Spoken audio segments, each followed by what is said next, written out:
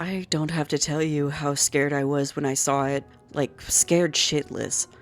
I didn't believe it was real at first. I thought maybe I was dreaming, but soon after I concluded that I was dealing with a creature that's out of this world. It isn't every day that you meet with intergalactic, demented creatures or demons from hell or whatever other evil places. I just found it on my couch one morning after I woke up. It was the oddest and scariest thing I've ever laid eyes on. When it saw me too, it started howling, raging like crazy, and probably demanding food. The game was on, and it was watching it like it was the biggest football fan in the world. Then it started dragging its ass on the carpet, circling around me. The creature didn't attack me or anything. He seemed harmless, but still goddamn horrible to look at. It burped and started running through the living room until it went headfirst into the furniture, where it instantly blacked out. I honestly thought it was gonna bite or kill me when it woke up, and my heart was racing inside my chest, drumming so hard like Tommy Lee was playing a solo in a Monte Crew live concert. I saw a letter on the carpet, and I wondered where or whom it was from, and of course, that's when the trouble started. Let me just read it here verbatim, and then I can go on with it. It was written in red ink, the letters were pulsating, different shades. I was pretty sure it had to be supernatural or the likes of that. Luckily, I took a photo before reading it all. You'll see why it was a good idea. Dear Jonathan, hello there. Sorry to send Fluffy out of the blue, but I am really busy at the moment, and I need you to take him for a few days. These are troubling times down here. I've had a few guys who went overboard with drinking and gambling, and they haven't been doing their duty properly. I won't get into detail about how things here work, as you're not eligible for a place yet. You're very close, though. I don't even want to start telling you what a crazy party we had on Halloween.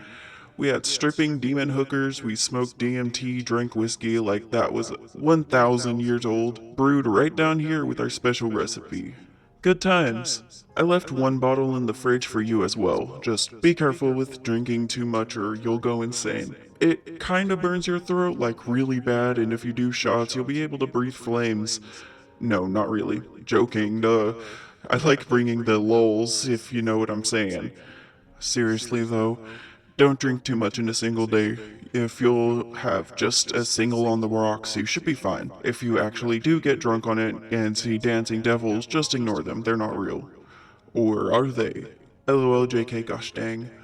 Anyways, the reason I sent Fluffy over is that I have some business to attend to here on Earth, and I can't leave him alone down there. The last time I did it, he ate my sidekick after he forgot to feed him on time. I can't carry him with me either because, well, I got some important stuff to do that requires my utmost attention. So I've chosen you to watch for my dear old Fluffers. Ain't he great?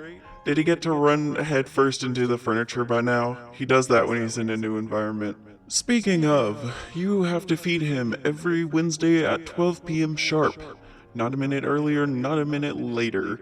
I can't even highlight the importance of that. Even if he is a demon, he still eats the usual raw stuff. Raw hearts, raw kidneys, raw muscles. You know, everything meaty, basically. Also, aside from that, he requires milk daily. Just a little. It doesn't matter when you give it to him, he will not refuse it.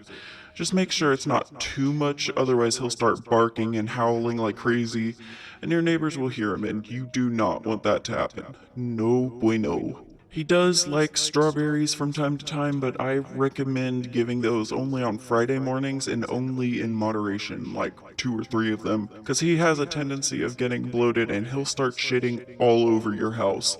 You do not want that to happen because his shits are very acidic and will punch holes in your floor. You'll have a shitty floor. Get it? Anywho, I gotta bounce. I'll come to get Fluffy later this month. Do not get physically or verbally violent with him. Doodles, yours truly, Satan. P.S. If you're lucky and he likes you, he'll try and communicate with you. So, if you ask him a yes or no question, he'll reply with one bark. I personally call them barks. For yes, 2 for no. Try it if you get the chance. PSS. If I see that you took good care of him, I'll make sure you get a big fat reward. If no, then... Right after I finished reading it, the letters scrambled all by themselves into a face of a devil who smirked and winked at me right before vanishing. What the fuck, right? If you're like me, then you're wondering what the hell was going on.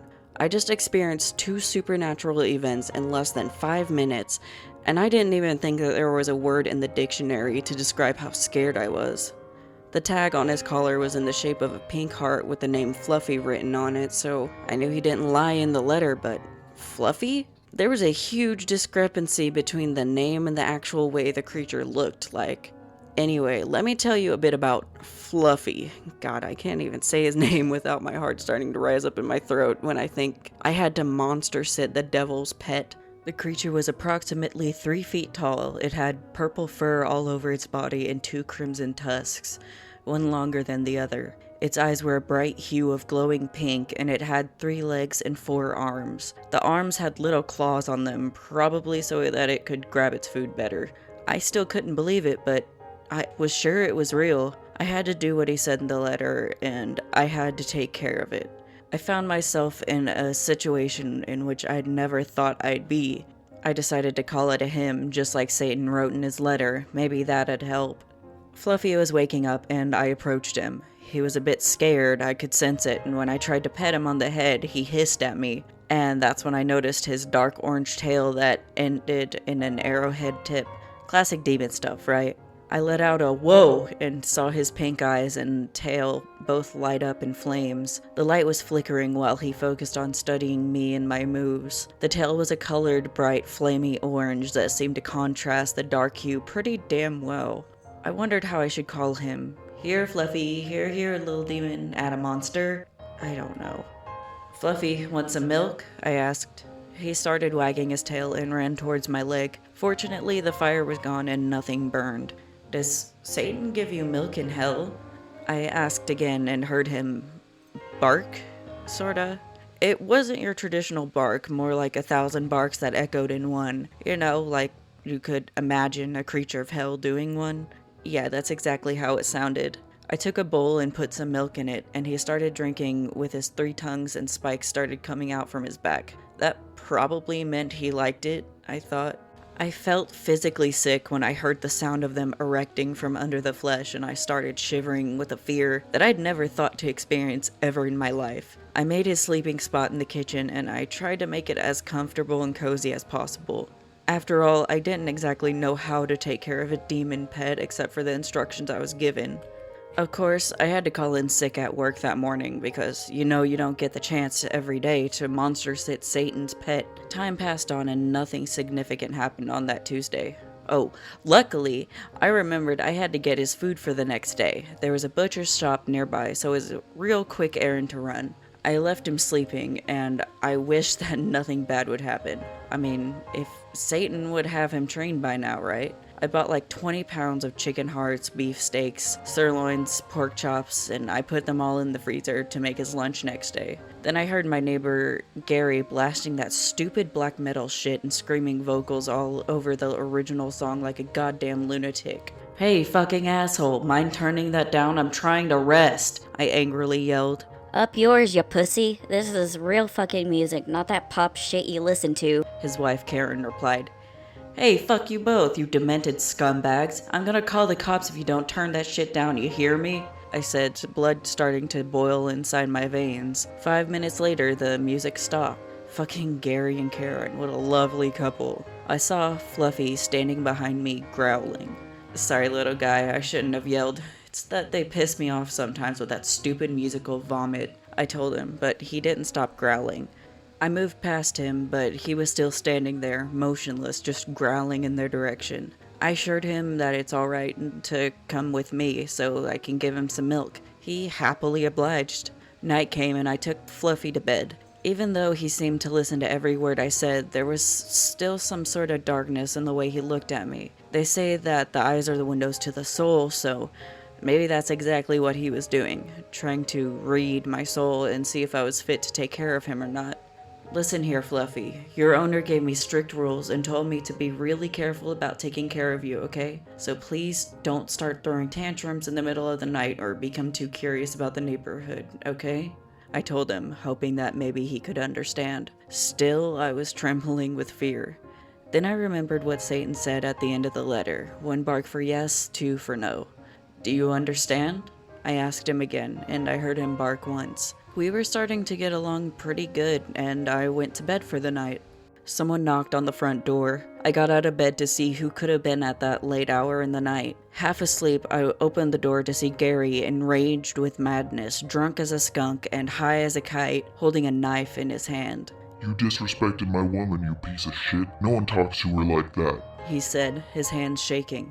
Listen, man, I'm sorry, alright? I shouldn't have said those things. I told him, hoping in resolving the conflict peacefully. Of course, that wasn't the case. You can't reason with madmen. His right fist connected to my face and I was sent to the floor, stars filling my vision. My upper lip split and I felt blood entering my mouth. The salty and coppery taste was something I haven't felt since I was in a school fight as a kid. I tried to punch back, but I couldn't match his enormous size and strength. He put the knife to my throat and asked me if I want to die. I shook my head as tears started to form in my eyes. He was pressing the tip of the blade against my neck. I thought that the end would soon follow and I'd die at the hands of a drunken crack addict. He pocketed the knife and spat at my face, telling me that if I ever even look at them, I'd be dead. He ended by saying that if I called the cops, he'd kill me. Even if he were to be arrested, he'd hire a guy to kill me, or worse, just cripple me, make it look like an accident. I looked in the corner where the kitchen was and saw Fluffy standing there, just watching. I shook my head at him, not to make a move. Then I pissed myself with fear, the warm liquid staining my pajama pants. Gary punched me one more time in the ribs and I coughed blood on the floor.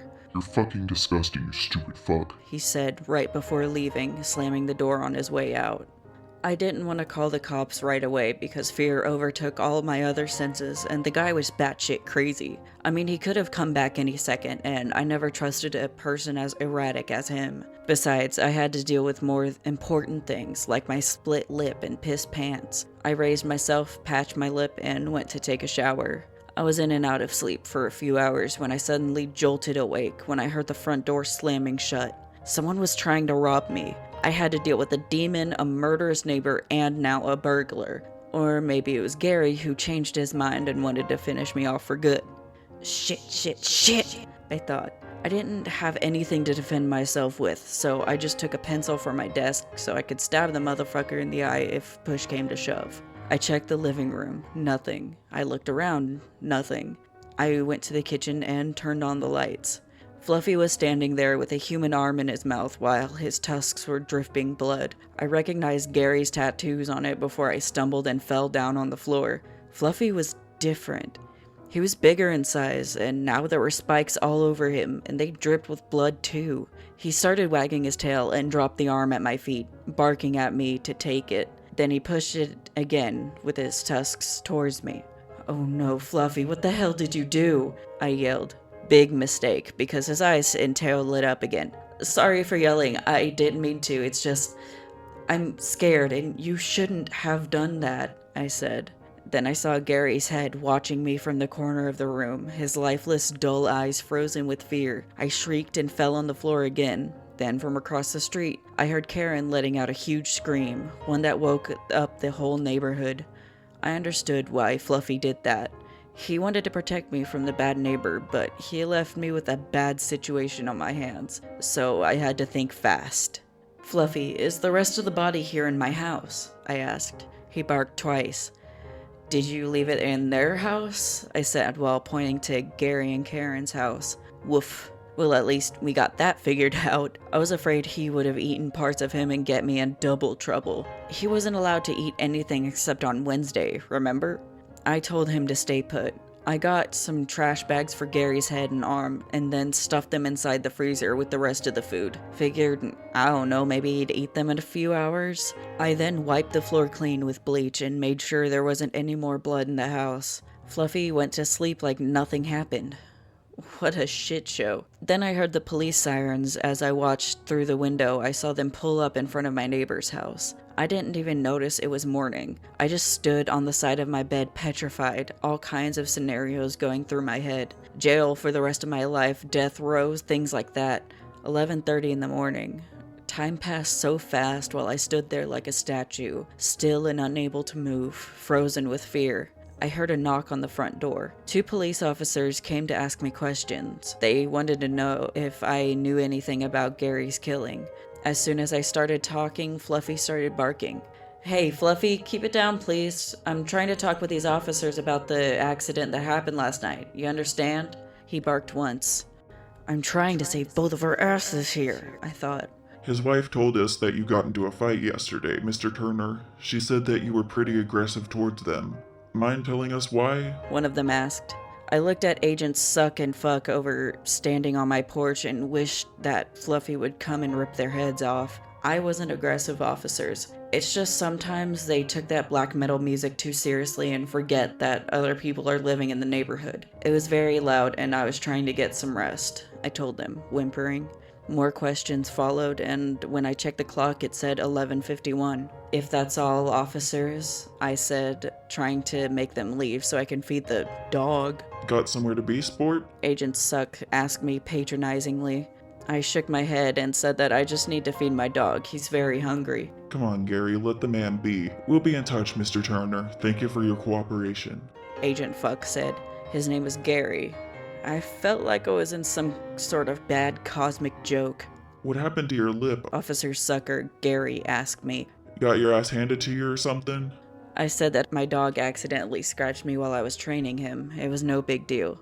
Then they both said goodbye, and I was getting really nervous and stressed because I didn't want to miss Fluffy's lunchtime. 11:54. I ran to the fridge and I took the frozen meat and quickly placed them in the microwave, hit defrost for 3.5 minutes, and fed Fluffy. The spikes came out again from his spine, and I asked him if he liked the food. He barked once and kept eating.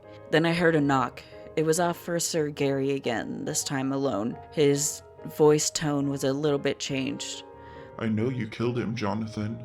I know you have his head and arm in the fridge. He said. No, fucking no. This wasn't happening. He pointed his gun at me. On the ground with your hands behind your back. You're under arrest. He said while I followed his instructions. I was basically fucked. I'd go to prison first, then Satan would come after me for not taking care of his pet. Then Officer Gary started laughing. Oh man, you should have seen the look on your face right now. Get the hell up, man. I was just messing with you. I told you I like to bring the lulls. He said, crying with laughter. Where's my Fluffy? Then the little creature came running from around the kitchen and jumped on Officer Satan. Thank you for taking care of him for me. My business here was finished earlier than anticipated, and I am truly grateful for your absolute dedication towards the little fella here. Satan said. Mind if I take all the meat from your fridge? Including the, I nodded. Jonathan, I told you that you'll get a reward for being nice to my fluffers, didn't I? He asked me. I nodded, and he told me that my mortgage has been paid off in its entirety. I'll be seeing you around, Johnny boy. I like you. You can work for me. Think about it, will ya?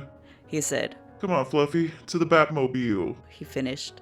They hopped on in the car and started driving into the distance. Well, my piece of shit neighbor died. That meant no shitty black metal music unless Karen decided to go solo on the vocals. Maybe I'll get Fluffy again and teach her a lesson too if I get the chance. At least I'm debt-free, so I got that going for me, which is nice. Might as well pour myself a glass of Satan's whiskey now.